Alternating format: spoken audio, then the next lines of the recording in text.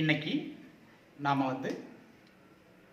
Emergency அப்படின்ற ஜுரம் வந்துடுச்சுன்னா, ஜன்னி வந்துடுச்சுன்னா, திடீர்னு ஒருத்தர் மயக்கம் போட்டு விழுந்துட்டாருன்னா என்ன நான் அந்த மாதிரியான மருத்துவம் நம்ம கொடுக்கலாம் அப்படின்றத பார்ப்போம். இப்போ ஒருத்தர் மயக்கம் போட்டு விழுந்துட்டாரு அப்படின்னு வச்சுக்கோங்களேன். முதல்ல இந்த புள்ளி இருக்கு இல்லையா, இந்த புள்ளியை வல சுழற்சி ஒரு 11 தடவை, இட சுழற்சி ஒரு 11 தடவை, அடுத்து அப்படி அழுத்தினீங்கனாக்கா டக்குன்னு எழுந்துருவார்.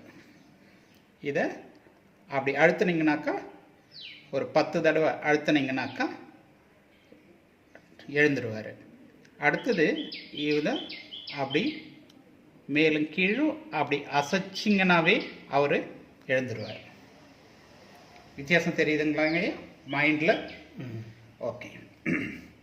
இப்போ இந்த பாயிண்ட்டை ஆக்டிவேட் பண்ணிட்டீங்கன்னாக்கா இந்த கை கவுளி வர்மம் அப்படின்ற இந்த பகுதியை நாம் ஆக்டிவேட் பண்ணணும். பாருங்கள், இப்படி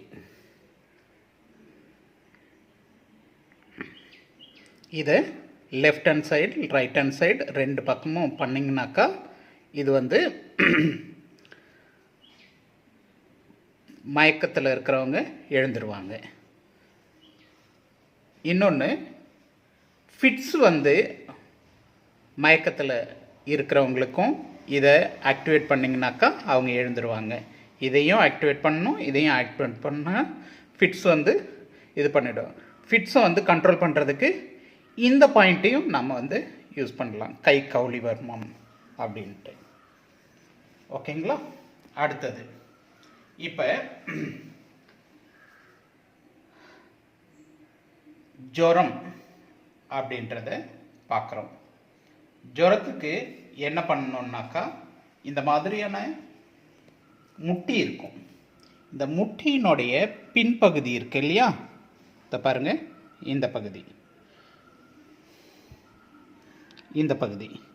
இந்த பகுதியை வல சுழற்சி ஒரு 11 தடவை, இட சுழற்சி ஒரு 11 தடவை பண்ணினாக்கா கண்ட்ரோலுக்கு வரும். அதே மாதிரி இந்த பகுதியில் ஒரு அக்கு மாதிரி நாம் பாயிண்ட் எடுத்துக்கணும்.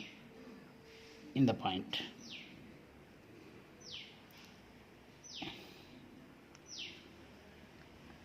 பண்ணிங்கனாக்கா ஜன்னி ஜுரம் எல்லாம் அப்படியே பண்ணிடும்.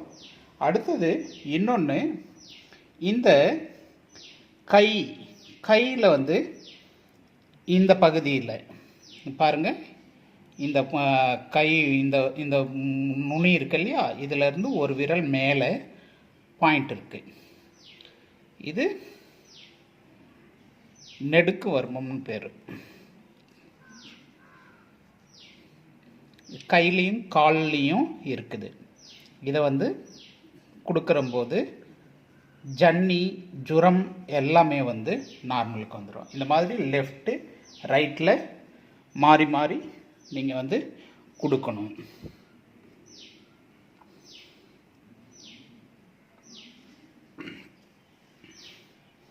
இன்னொன்று,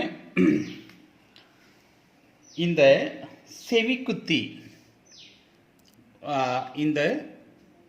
செவிக்குத்தி வர்மம், இந்த வர்மத்தையும் ஆக்டிவேட் பண்ணிக்கணும்.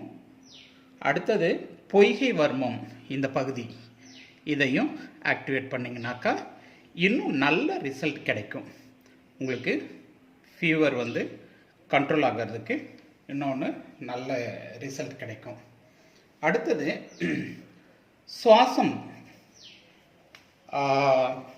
சுவாசங்கள் அந்த ஃபீவர் இருக்கும்போது கொஞ்சம் ஃப்ரீயாக வர்றதுக்கு இங்கே மாதிரி இந்த ஹார்ட் கிட்ட நீங்கள் வர்மம் கொடுக்கலாம். வல சுழற்சி ஒரு 5 தடவை, இட சுழற்சி 5 தடவை, வல சுழற்சி 5 தடவை, இட சுழற்சி 5 தடவை, வல சுழற்சி 5 தடவை, இட சுழற்சி 5 தடவை.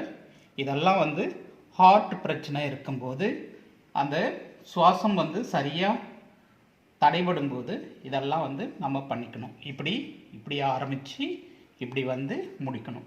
இங்கேருந்து சுழட்டி சுழட்டி வரணும். இந்த கர்வில் வந்து முடிக்கணும்.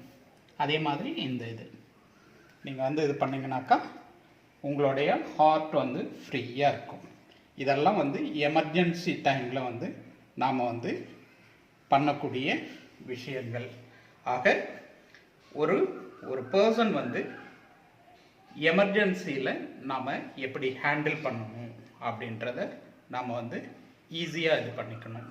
அடுத்தது, இந்த திளர்ந்த வர்மத்தை ஆக்டிவேட் பண்ணுறது மூலயமா அவருடைய இதை வந்து இன்னும் துரிதப்படுத்தலாம். இந்த மூக்கனுடைய இந்த முனியை ஆக்டிவேட் பண்ணுறது மூலயமா டக்குன்னு வந்து அவரை வந்து அவருடைய ஸ்பீடு வந்து இன்க்ரீஸ் பண்ண வைக்கலாம். இதெல்லாம் வந்து நுட்பமான வழிமுறைகள். ஆக இதை பயன்படுத்துங்கள். வர்மங்களை வளர்த்தெடுப்போம். நம் ஆதி தமிழர்களின் தொன்மையான மருத்துவ முறையான வர்ம மருத்துவத்தை நாம் அனுதினமும் கற்போம். நன்றி, வணக்கம்.